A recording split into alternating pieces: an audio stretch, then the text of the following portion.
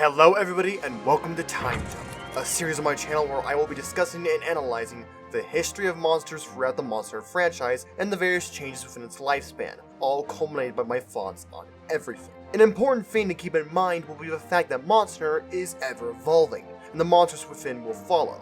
So don't be surprised if in the future you see a couple of revisits. With all that said, I knew the instant I started this franchise, after sending myself into the flow of Time Jump, that I would just have to do an episode on the blazing black dragon himself, Alatreon.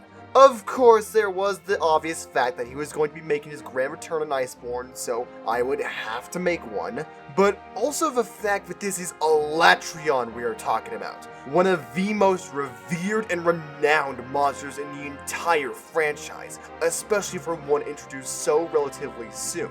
There is bountiful amounts of potential available in regards to conversations with such a well-known and respected monster.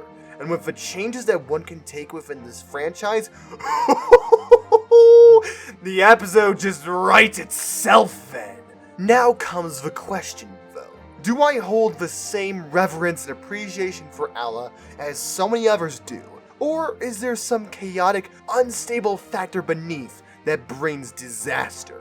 The answer can only be gleaned from this video. So grab your favorite and preferable form of time travel, because we're jumping on the time of the Alatreon.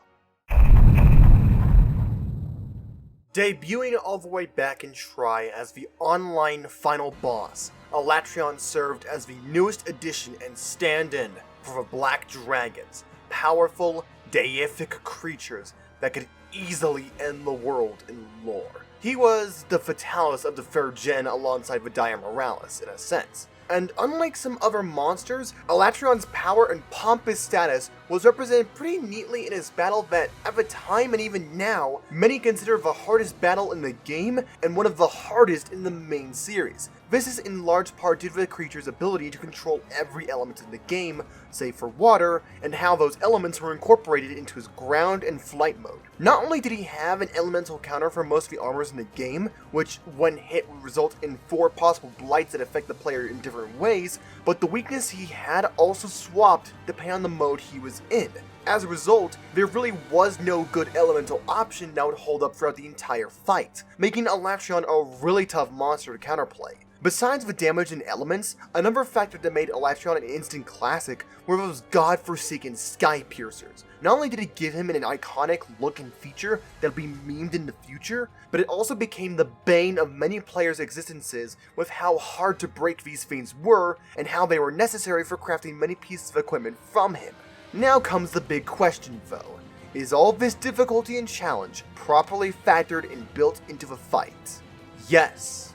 Yes it is. Alatreon is one hell of a challenge to take down, and save for a few things which I have small complaints about, like how his ultimate Ice Rain is stupidly easy to dodge in some of his hitboxes, he is completely fair the entire way through. The attacks have good windups and tells, he gives enough time to respond and counter, he isn't as annoying as other monsters in the air, and even flies low enough for weapons like dual blades to hit his feet. He can get stuck in the walls around the arena if he charges at them, there are ballista and binders you can use to knock him out of the air and free you, and he even allows great opportunities to hit the head and deal some massive damage with many of his attacks, provided of course you know the timing. Defeating Alatreon in the 3rd gen was like a trophy being delivered to you, bragging rights to show off to every single one of your friends about how good you are at the game. And you know, that is a damn fine trophy to brag about. Oh, for fuck's sake! You done fucked it up! I ain't gonna try and hide it or even build up the verdict of this version because, God, man, what happened here? If Alatreon for you was a hard, challenging fight that still offered fun and opportunity overall, then Generations and Gen U Alatreon is the epitome of a fight that has so many small, minor annoyances that all come together in order to make for an aggravating, hair-splitting experience, and not in the good way. For starters, let's talk about the elephant in the room in a small tangent I would like to call why Ingle Isle is one of the worst maps in Monster Hunter history. When designing special arenas such as this for monsters, an important factor that absolutely has to be considered is how the zone works in tandem or applies with the monster in fight. If you're going to have small, rounded battleground areas like with Guans or Crimson Demons, you need to make sure the attacks, size, and movements don't absolutely fill up everything, giving the player nothing to work with, but not having so little impact but they are pitifully easy to dodge. Same generally goes for large arenas, the exception being the monster and how due to their size and bulk, an arena needs to give the monster enough space to move and function. In this case, Ingle Isle was built with the attention of a Cantor, a moderately large monster that covers quite a bit of space and does have some reach and speed to him. But that's the first problem here. It is built specifically for a Cantor. Try applying this arena to any other monster that goes here, and it just does not work. Having an arena with so much space to cover and walk through, combined with a monster that is, at best, Fatalis size, is just painful.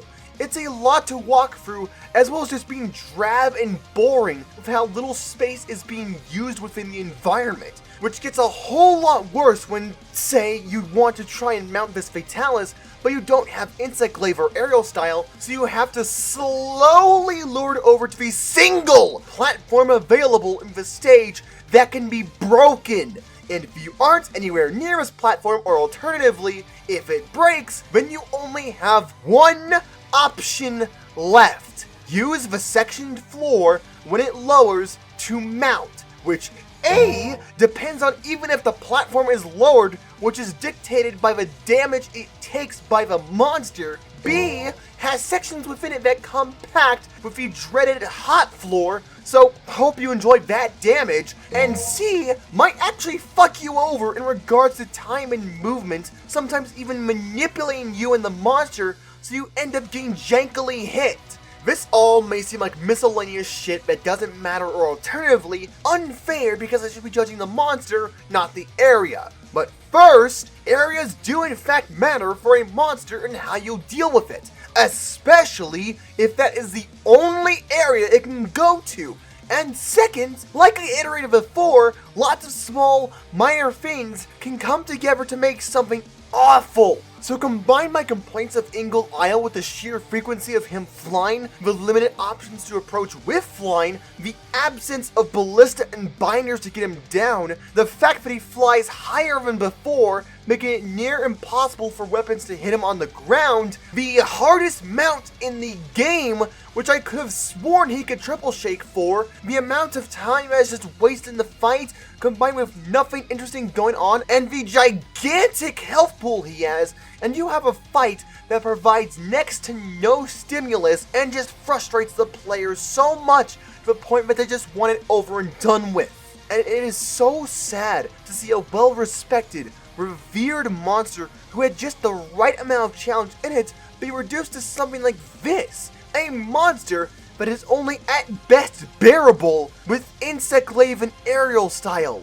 But perhaps, across the sea and far, far away, the storms of disaster bring change and something new, yet old.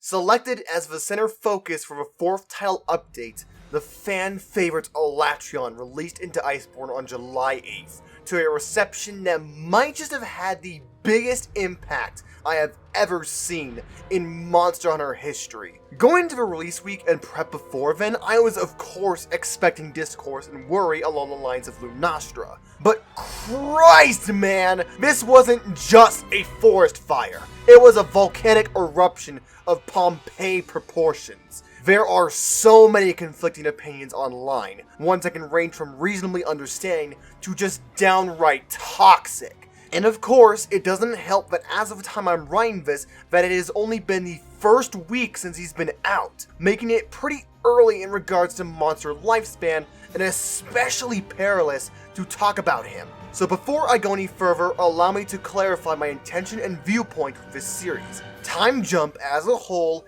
is about the conversation, the discussion amongst one another resulting from my personal experience with the subject, and that's the key thing to note here.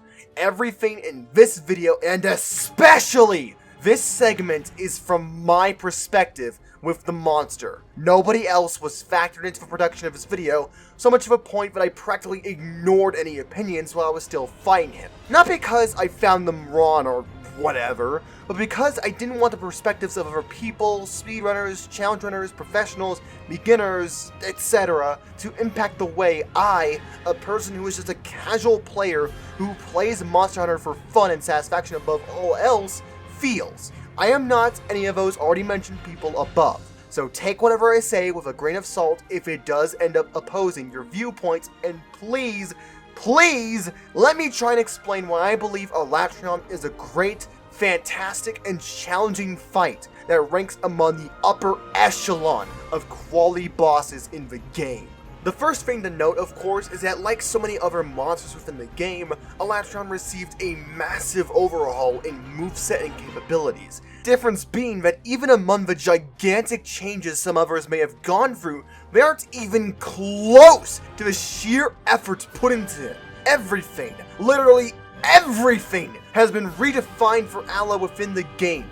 Not just simply sprucing up his attacks with some quality graphics, but also adding in so many new moves that it would be crazy for me to talk about it all without further dragging this video down. His first ever implementation of liquid water, streaks and bolts of lightning, Guan stomps, and more are all just simply scratching the surface. But of course, I do have to address the elephant in the room at some point. That being the dreaded destroyer of hopes and dreams, #1 manufacturer of NaCl, and the quest ender itself, the elemental DPS check, Eschaton Judgment. Alatreon's special gimmick in this iteration is that at certain points within the fight, you will go to the center of the arena and begin charging a gigantic, arena-filling attack that cannot be avoided, farcasted out of, Superman dived, flashed, or hidden from.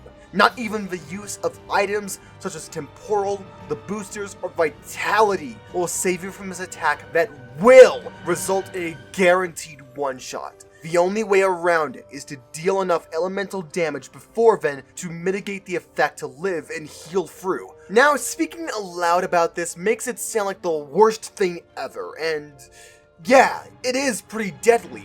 But then why do I not find it irritating if something like Behemoth or Ancient Legends mechanics are? Well, the big difference between these three for me is the context behind the mechanics and how it flows into the overall fight. Behemoth and Extremoth also have a one-shot area-filling nuke, but the way it is handled is through a Final Fantasy XIV raid style where everyone needs to take up different roles in order to A, get enough damage in, B, protect the comets and control his attacks, and C, keep everyone alive.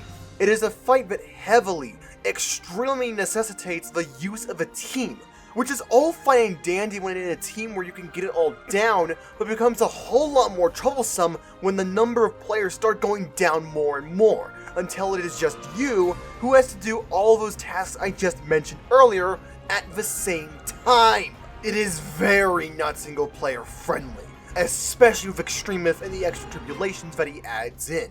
Ancient Legend also has a very similar focus where the use of a team is heavily advised, but not in the Final Fantasy XIV raid style, more so varying roles of attack, support, and distraction, as I like to call it for his pin move. Everyone can still go DPS, but because of a pin, the Jagras, the Revolters and the Igni item, the dots he has, as well as the fuckery that is his teleporting, it becomes a battle that no matter how much you can get down and perfect, is always left by that tiny percentage of randomness that can drag the fight out longer than necessary, or just completely ruin the hunt and your fun. The reason why Alatreon and the check works for me is because it all flows into the pace of the battle and embodies a central theme of Monster Hunter: mastery through practice. So many of Alatreon's attacks and movements are designed in a very specific way where he leaves himself stationary or open for a few seconds, allowing you to cash in damage. Those lightning streaks, for example, target a single player in the arena, but while that person is dodging the attack, the rest can dogpile around his back legs. Many large breath or shot attacks also require Alatreon to stay still, ensuring that if the player stays smart and can close the gap, they can get some pot shots in. Speaking of closing the gap, while Alatreon might look threatening from a distance, he becomes a whole lot less frightening when you realize that those attacks only inhabit a select range and part of his body. Hell, even the big attacks like his Lightning Storm are so precise in terms of hitbox that I have had numerous times where I can stay under him and continue the assault, dodging the bolts with minimal effort. The phase changes also play a gigantic factor in this, as due to how they change the elemental effectiveness on the monster and his powers, which impacts the check quite a bit, players need to form strategies on how to deal with it and what kind of weapons to bring. For example, in the Evening Star quest, Alatreon starts in fire mode, encouraging players to bring ice weapons, but then later changes to dragon, wherein which ice is nowhere near as effective as before. If you try and bring every single element into the fight, it may cover all the phases, but you won't be able to deal nearly enough consistent elemental damage to clear the check. It sounds like an impossible conundrum until the mini mechanic of his Hornbreak is revealed, influencing the hunt massively. Since the horns only break in dragon mode and when broken lock him off from transforming for a time, it becomes an absolute must for players to memorize how the fight cycles between the modes, as well as breaking the horns as soon as possible in order to maximize damage. And that's the main reason why I love this battle and defend this mechanic. There is no gimmick left out of the player's grasp, left to random chance or to what the AI decides to do. Everything is up to you. It is all based on your skill as a hunter and how you learn the fight, remember the patterns, figure out the openings, form a solid strategy, utilizing the flint shot to knock him out of the air or to get a big damage opportunity, tenderizing and weakening body parts, using ammo such as crystal burst to momentarily flinch him, or even thorn pods to result in a stun, mounting, and more. It might be brutally hard at first, but once you get the mechanics down and can perfect the check, you feel like a master hunter who is strong enough to take down and stop a beast of myth, which is a core tenet of the series that I think many can agree on. Yes? Originally, this part of the script was going to be way longer than what it is now, taking on a much more blunt and loud tone at the overreaction many were having to this boss. However, because I'm not as fast of a punch as others and take my time with videos, it had become clear to me during editing that the original wouldn't be befitting in a climate where in which the strategy has been figured out in these past 2 weeks. Such a change makes the process to release this slightly longer, yes, but hey, it's not like you guys aren't already used to that, yeah? Anyways, I'm still going to point fingers and laugh at those who both created and signed that damned Change.org petition, not only for thinking that this would actually do something, but also for doing the equivalent of a DSP for blaming the game and in turn Monster, rather than the mistakes they as hunters made, figuring out how to improve and judging their quality by saying, "We have high MR though."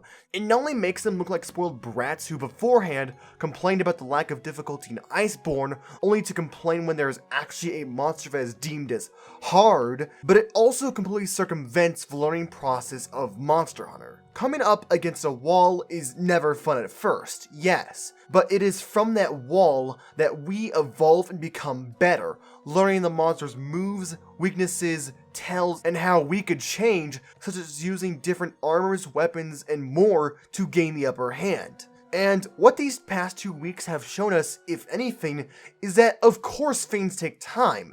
Just take a look back to release date and the absolute confusion and rage this thing caused, and now look to the modern day, where in which you see all kinds of runs and challenges done by all sorts of people, not only showing off their mastery against the monster, but also proving that the check can be done with every weapon type and much more. What I'm trying to say, in other words, is that I think people were a bit too hasty with hating Alatreon and demanding change with him. Having an opinion on the monster is of course all fine by me, but it is how you go about with your reasoning that can either make or break it.